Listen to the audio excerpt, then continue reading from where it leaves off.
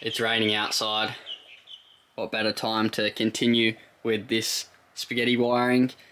So where I left off last, I was about to start the in-cabin harness.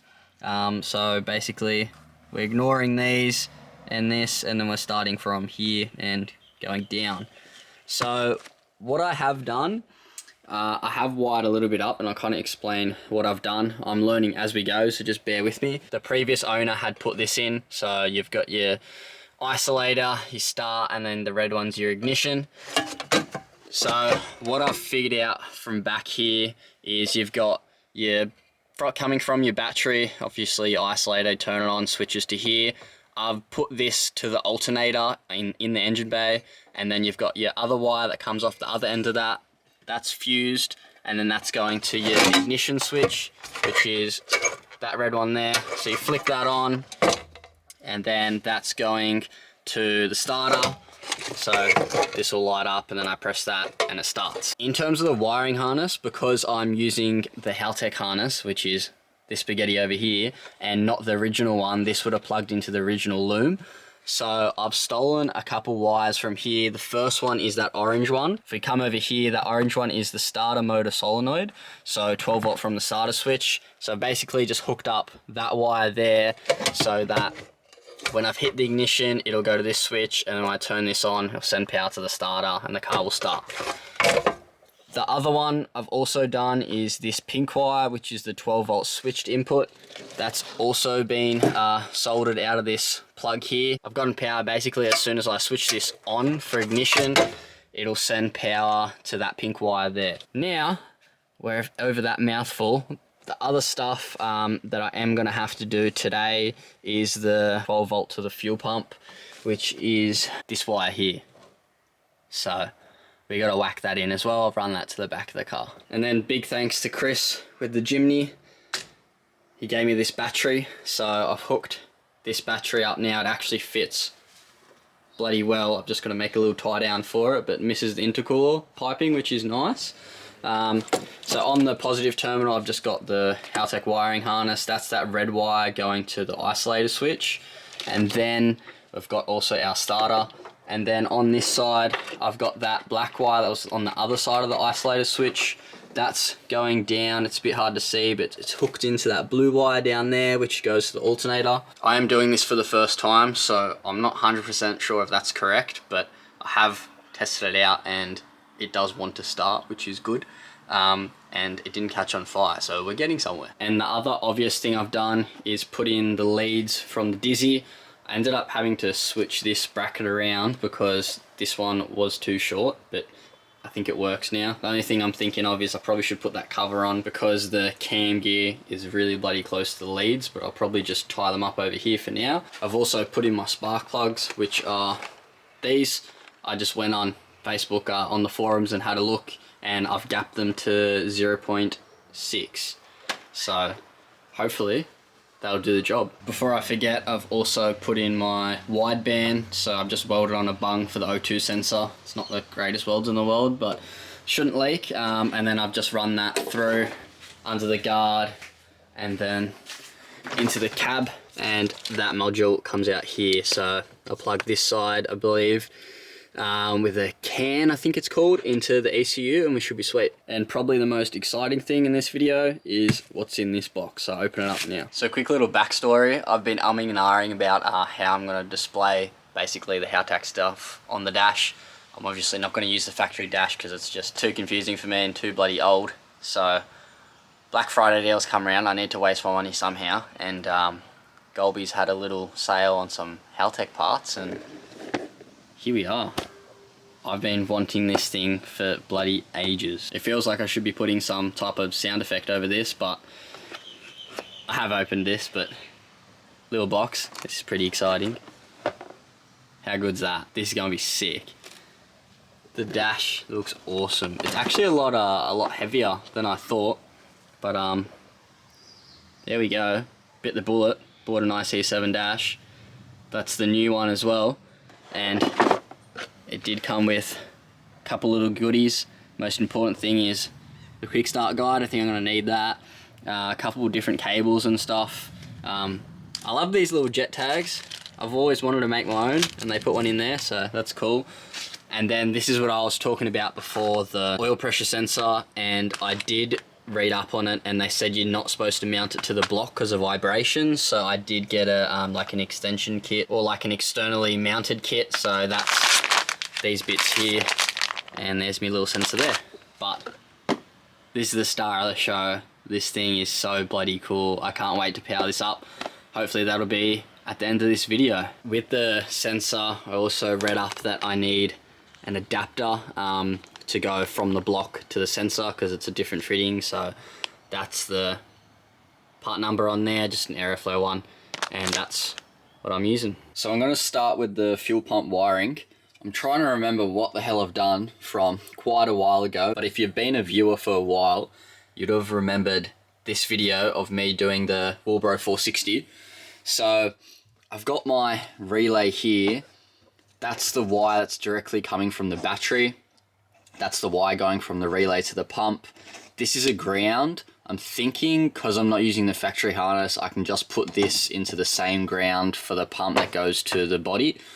And then I've got this purple and white wire. Now that's the original trigger wire for the coil. So what I'm thinking I can do, I'm sure someone will correct me if I'm wrong, but I'll connect the Haltech fuel pump wire to this one. So that'll be the trigger for the relay, and then the relay will turn on the pump. I know most people just run the actual wire from the Haltech ECU straight to the pump, and I read up that can carry a maximum of 15 amps. I actually don't know how many amps this is going to be running, but from what I've seen in the forums with other people running the Walbro 460 on the RBs, is that they use a relay. So I'm going to try and integrate the Haltech wiring into the relay to turn on the pump. So hopefully that'll work. Just crimped on that fuel pump wire there,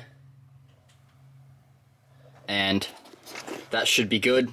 I'm going to leave the ground for now. If it doesn't prime, I'll just connect it to the other ground, but I'll just leave it. We'll see how it goes. Last thing I have to do is connect the actual 12 volt line from here all the way. That's the other end of it. And then I got to poke it somehow through the dash and into the engine bay. So turn ourselves upside down and have a crack on that. Fuck, I don't think my wire's long enough. Sick. So fuel pump all the way to the battery's done. I know this wire's bloody overkill, but it's just what I had at the time. So that's done. That just needs to hook up to the positive side of the battery. And then I might start right now on doing the oil pressure sensor, which is going to be an absolute pain because it's all the way down there next to the oil filter. So yeah, we're going to have fun. I've opened up the pressure sensor here they're going to be using for the oil pressure sensor. I didn't actually realize that the relocation kit comes with, or the extension kit, whatever you want to call it, actually comes with male and female 1/8 MPT adapters. So I did end up buying this beforehand. This is another adapter which I showed you guys before. I'm not sure if I'm actually going to end up needing to use this, but we'll just see, because I think I'm just going to screw the sensor into one side of the extension hose, then mount that with my C or P clamps, whatever they're called, and then that'll be, this side will be connected to one of the adapters, and the adapter will go into the block. That's the plan at least, so we'll see how we go. And another awesome thing about the wiring harness that I got is that I don't actually need to pin any of these plugs. It comes with it, so I guess I can just keep this as a spare, but I've already got the plug on the harness side, so it just should be plug and play for the actual sensor, which is awesome. So by trial and error, I did have to use the little Aeroflow female fitting at the end, that one there, because you can see the difference between the threads. One's like a fine thread, one's a bit of a bigger thread.